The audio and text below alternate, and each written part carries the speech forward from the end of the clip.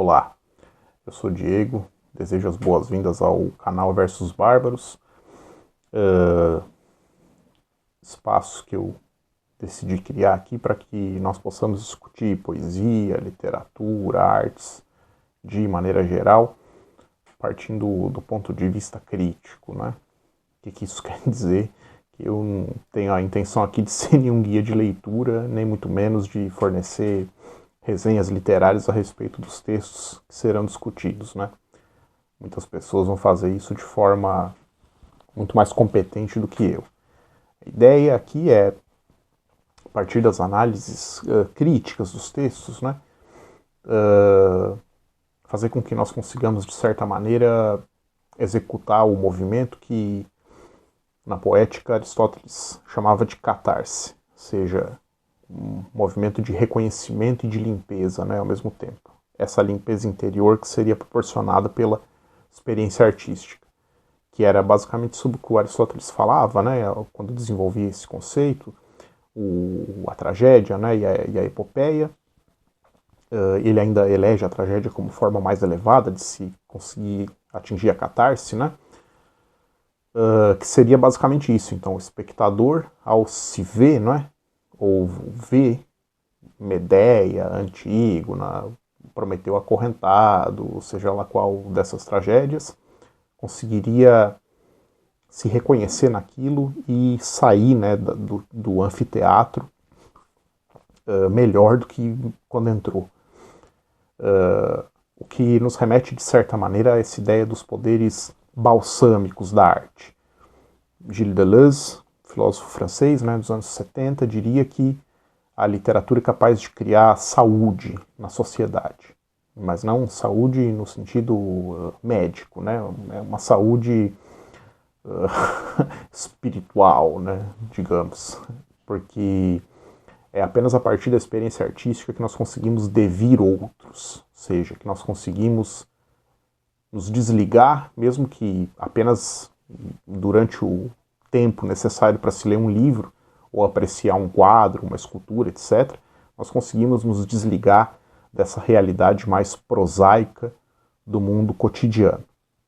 Então as minhas discussões aqui serão embasadas nesses aspectos, né?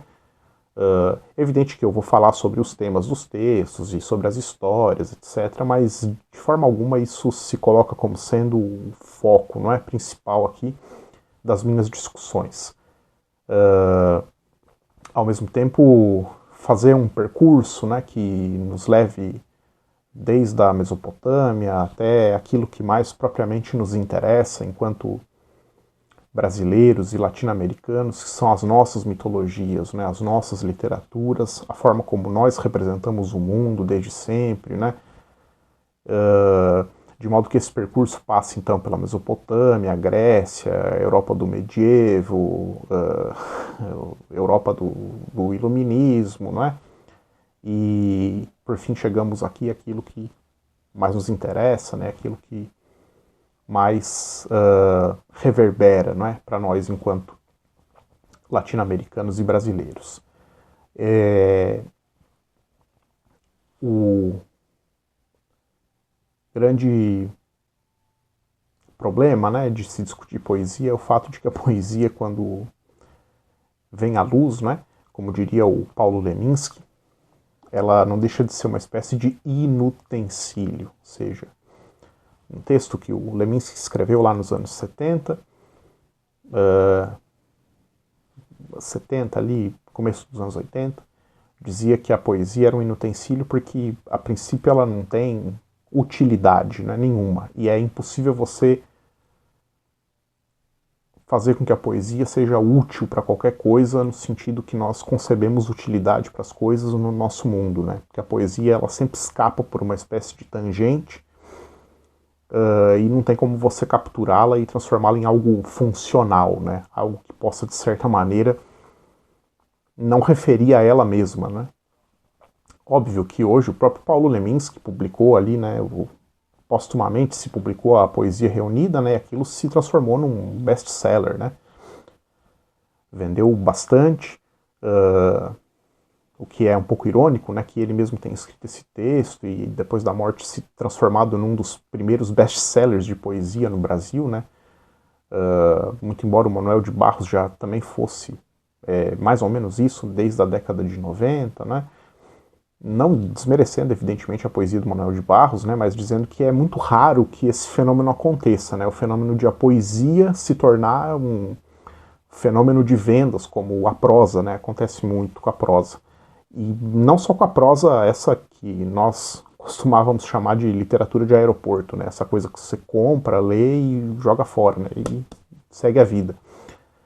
Mas até mesmo a prosa muito renovadora, por exemplo, na literatura brasileira, nós temos o caso recente aí do Itamar Vieira Júnior, né? Que vendeu, se não me engano, mais de 100 mil cópias, né? Do Torto Arado, e que é um livro fantástico, né? Em termos artísticos mesmo, né? Não é uma leitura dessas de aeroporto, né? Então, o grande problema ao se falar de poesia é basicamente esse, né? Poesia serve para quê, né? Para que nós perdemos tempo ainda fazendo poesia ou lendo poesia? Ou aonde que isso nos leva? Quer dizer, nós estamos num mundo em que cada vez mais todas as coisas têm que ter um sentido muito fixo. E a poesia sempre vai escapar dessa fixação do sentido, né? Ela nunca vai ser algo fixo, de modo que é por isso que ela não vende, né? É muito difícil a poesia vender. E como diria o Georges Bataille, que também é um filósofo francês ali, um pouco anterior ao Deleuze, né? Dos anos 40 para cima ali, né? 30, 40, a poesia seria a menos degradada, não é? Das formas de linguagem, e isso a aproximaria, de certa maneira, do conceito de sacrifício.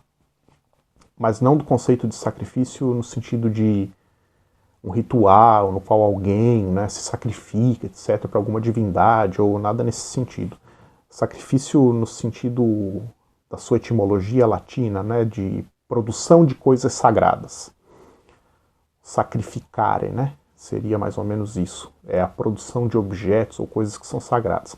E a poesia, então, como forma menos degradada de linguagem, seria algo que seria mais capaz de produzir esse sagrado, né?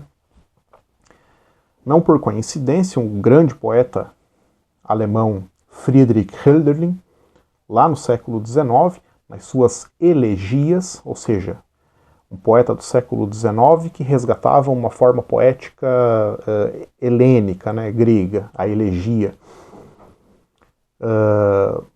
se questionava em uma dessas elegias, né, que se chama O Pão e o Vinho, para que servem poetas em tempos de indigência. Ora, nós vivemos hoje, de certa maneira, tempos indigentes, de modo que, para nós, contemporâneos aí do século XXI, muito possivelmente a poesia é mais importante do que ela era lá para o Hölderlin, né? E se o Hölderlin já estava sentindo isso, né, já apresentava à sua época esse sintoma, ou seja, da ausência de deuses, né, que é basicamente sobre o que o Hölderlin fala, né? O poeta se depara com um mundo em que os mitos acabaram, os deuses não existem mais, e aí você vai fazer o quê? Em termos de poesia, né? Que é também o grande dilema do Charles Baudelaire, conforme será lido de forma maravilhosa pelo Walter Benjamin, né, no seu ensaio sobre o poeta francês. Inclusive se chama isso, né? Um lírico no auge do capitalismo. Ou seja, que Baudelaire seria essa última expressão de lirismo na poesia num mundo cada vez mais degradado por toda essa parafernália industrial e etc. Então, essa é uma das discussões a que eu me proponho aqui, né? Falar sobre por que a poesia importa tanto para nós hoje, por que ela tem que ser trazida de volta, digamos, para o seio da discussão do social, né? E por que ela tem que ser arrancada, de certa maneira, desse espaço, né, no qual ela foi colocada, que, enfim, é um espaço também do qual eu provenho, né, que é o espaço acadêmico, e por que ela tem que ser trazida de volta, né, para a discussão mais ampla. O que é poesia? É uma pergunta que realmente vai ser muito difícil responder. Terry Eagleton costumava pensar que a poesia, na verdade, é algo que contém o que ele chamava de literariedade, né? Ou seja, o elemento literário. Então, quer dizer, uma pessoa num ponto de ônibus chega outra e fala: ó tu, noiva ainda inviolada da quietude. A pessoa que está ali pode até, a princípio, né, ficar um pouco chocada, mas ela vai entender que a outra que falou esse verso do Keats, né, está fazendo ali naquele momento um uso da linguagem que é um pouco diferente, né? Não vou dizer mais elevado, ou, né, nada nesse sentido, mas que é um uso diferente, né, da linguagem. Quer dizer, você teve ali uma quebra do código que aquela pessoa que ouviu esse verso naquele contexto não estava esperando, né? Então, nós vamos discutir isso e muitas outras coisas. Eu ia fazer essa breve introdução aqui já no vídeo no qual eu falo sobre um texto, né, que é o texto com o qual decidi começar aqui as nossas discussões, né, que é o texto acádio, sumério, né, enfim, são várias tradições mitológicas ali que depois foram compiladas dentro de um único texto, né, em muitas aspas aí, que é a epopeia de Gilgamesh. Eu ia fazer essa introdução já naquele vídeo, mas aí acredito que ia ficar muito longo e meio fora de propósito, então decidi fazer esse vídeo antes, né, só para ambientar um pouco mais aqui vocês no canal, etc, e explicar um pouco a proposta. Mais para frente, evidentemente, eu pretendo aí fornecer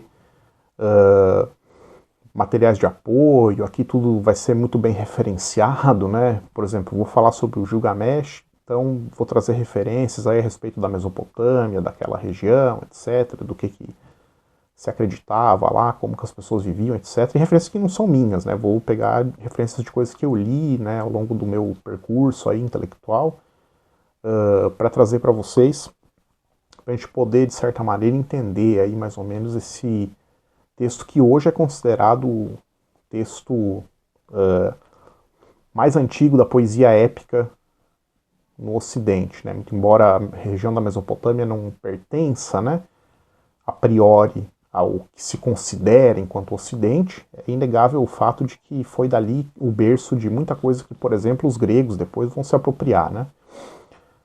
Hesíodo, o suposto Homero, e por aí vai. Por que suposto Homero? Bom, isso fica para depois, né? Quando a gente for falar lá sobre Homero, os gregos, etc. Por hora era isso, então, esse vídeo aí para introduzir um pouco o tema do canal. Os próximos vão ser um pouco mais longos, né? Peço que vocês tenham um pouco aí de paciência também comigo, eu falo um pouco devagar mesmo, mas é porque eu gosto de tentar pensar bem, explicar as coisas a respeito dos textos que nós vamos discutir e tal. Grande abraço e até a próxima.